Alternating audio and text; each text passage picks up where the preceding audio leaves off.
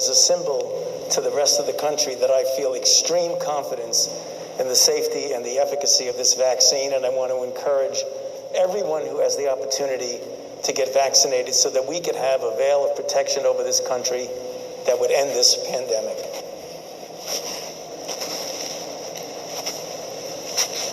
Thank you, Dr. Fauci, for coming today. Any last minute questions, concerns? No. All right. I'm going to just scrunch up a little bit here. Trying to get a good intramuscular injection here. Thanks for helping out.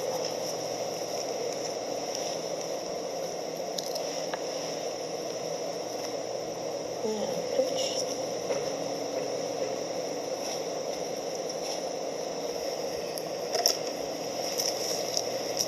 And before you let go, let me put a Band-Aid on. There we go. Okay, super. Thank you so much. Good night's sleep. Woke up this morning. The only thing I have is just a little bit of a soreness in the arm. Otherwise, I'm doing really well.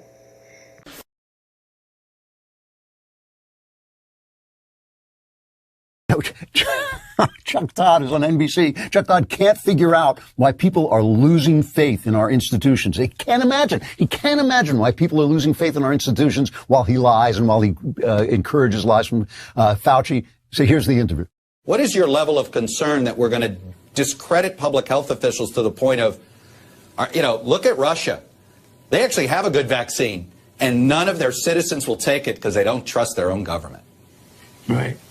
It's very dangerous, Chuck, because a lot of what you're seeing as attacks on me, quite frankly, are attacks on science. Because all of the things that I have spoken about consistently from the very beginning have been fundamentally based on science. Research, as you know, is juicing up naturally occurring animal viruses to infect humans. To arrive at the truth, the U.S. government should admit that the Wuhan Virology Institute was experimenting to enhance the coronavirus's ability to infect humans. Juicing up superviruses is not new. Scientists in the U.S. have long known how to mutate animal viruses to infect humans.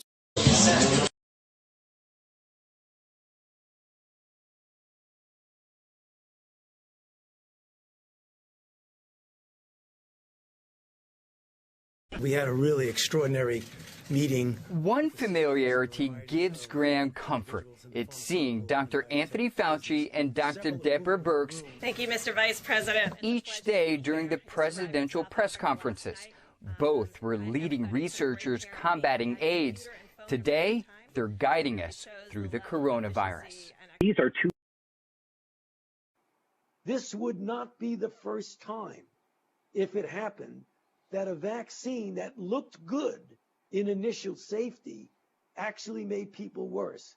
There was the history of the respiratory syncytial virus vaccine in children, which paradoxically made the children worse. One of the HIV vaccines that we tested several years ago actually made individuals more likely.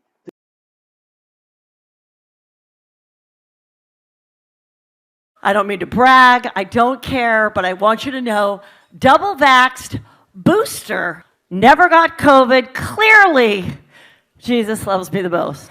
Seriously. So nice, so nice.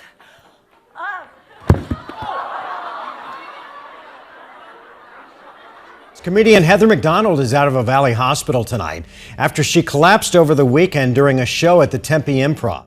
And I got the shingle shot, and I said, and I've never had COVID. So clearly Jesus loves me the most. And then I went, and then I fell over. As McDonald says, doctors found no specific reason why she collapsed. The evidence has been staring at us in the face for a while now. Statistics from 2022 show a dangerous trend. There's been a rise in the number of unfortunate incidents, young men and women in their 20s and 30s dying from heart attacks. The reasons? Either long COVID symptoms or COVID treatment side effects. Cut to 2023, we told you about deaths on the dance floor last week. There have been alarming reports of heart attacks during Garba nights this year. These are nights of frenzy, dance, high-octane music, high adrenaline moves. Imagine 1 second you're dancing and the next you could collapse. So much so that organizers in Gujarat in India have kept medical teams on standby at venues. At least 10 people died of heart attacks during Garba nights in Gujarat in just 24 hours. The youngest victim was 17 years old. Imagine that, a heart attack at 17.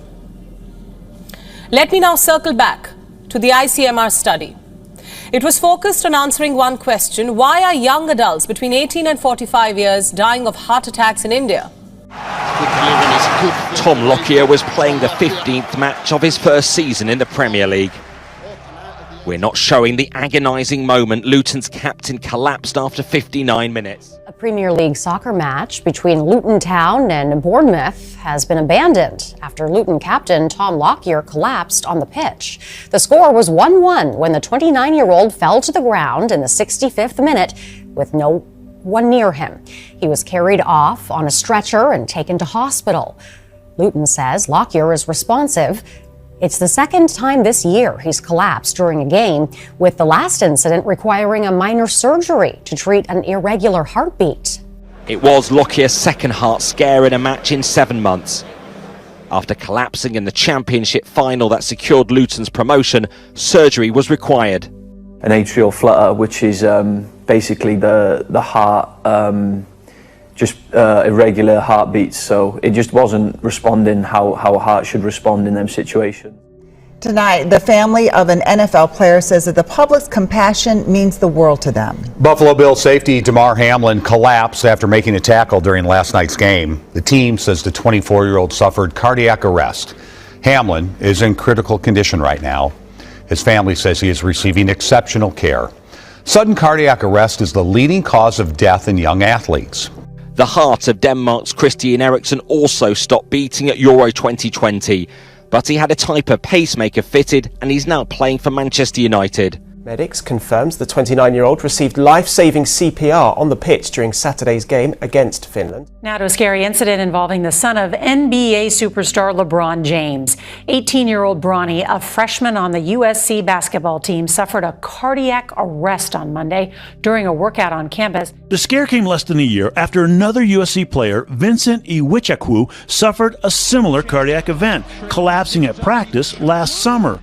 Dr. Martinez, let's bring you in here because this incident, of course, sadly harkens back to what we saw happen with Buffalo Bills player Damar Hamlin when he suffered a cardiac arrest after he was hit during a game. Hamlin, just 25 years old now. Bronny is 18 years old. Athlete, no known medical conditions. How unusual is it for something like this to happen to a young man, an athlete? It was Friday, October 13th. 16-year-old Angel Hernandez had just hit his best time ever in a cross-country 5K. His score was enough to qualify the team for regionals. It was also the last race the teenager would ever run. After finishing the 5K, witnesses say Hernandez collapsed to the ground at the finish line at the Buff Fields in Haltom City. Some friends helped him over to the water station, where he collapsed again and was then rushed to the hospital. Angel passed away about an hour later. Off camera, Angel's family members told me they still don't know what exactly caused the teen to collapse. Heart attack deaths have become more common across all age groups since the start of the coronavirus pandemic. But a recent study found that young people are actually most at risk in this case. In Connecticut, at least 18 teenagers and young adults have shown symptoms of heart problems after getting the COVID vaccine. According to the CDC, this condition occurs more often following the second dose and typically 4 days after vaccination. But despite these cases, medical experts continue to encourage young people to get vaccinated. They say it's still worth it. Across Connecticut, a rare complication is turning up in young people around 4 days after their second dose of the COVID vaccine. It's called myocarditis, an inflammation of the heart muscle. This is a different kind of pain that is more pronounced when children are lying flat. It's usually relieved when they sit up. It can be just described as sort of a diffuse discomfort in the chest. So far, there doesn't seem to be any common underlying condition. All of these patients were considered healthy before coming down with this. But again, the CDC is keeping a watchful eye over this issue. The terrifying incident was quickly followed by wild speculation and conspiracy theories. Elon Musk today suggesting the COVID vaccine caused Bronny's cardiac arrest, tweeting, "We cannot ascribe everything to the vaccine, but by the same token, we cannot ascribe nothing. Myocarditis is a known side effect. The only question is whether it is rare or common." My whole point is there are people out there who had Facebook posts taken down, were called kooks, conspiracy theorists, for saying publicly a year ago what we now say may be possible. And I think those people deserve an apology at a minimum. Thank you. Juicing up super viruses is not new. Scientists in the U.S. have long known how to mutate animal viruses to infect humans.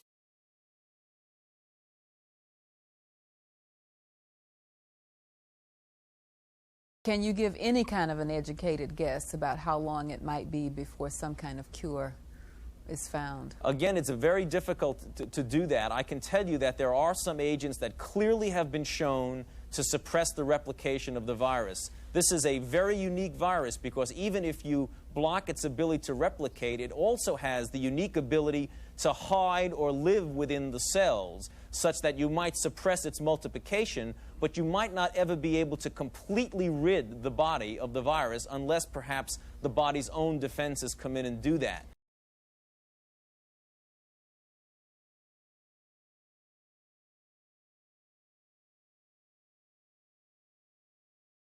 As a symbol to the rest of the country that I feel extreme confidence in the safety and the efficacy of this vaccine, and I want to encourage everyone who has the opportunity to get vaccinated so that we could have a veil of protection over this country that would end this pandemic.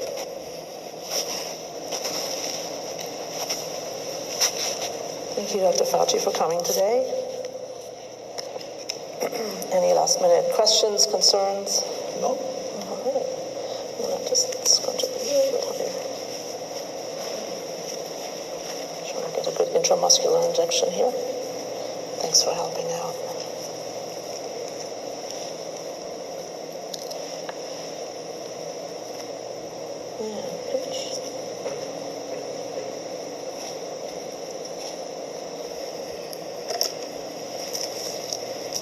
And before you let go, let me put a Band-Aid on. There we go. Okay, super. Thank you so much. Good night's sleep. Woke up this morning. The only thing I have is just a little bit of a soreness in the arm. Otherwise, I'm doing really well.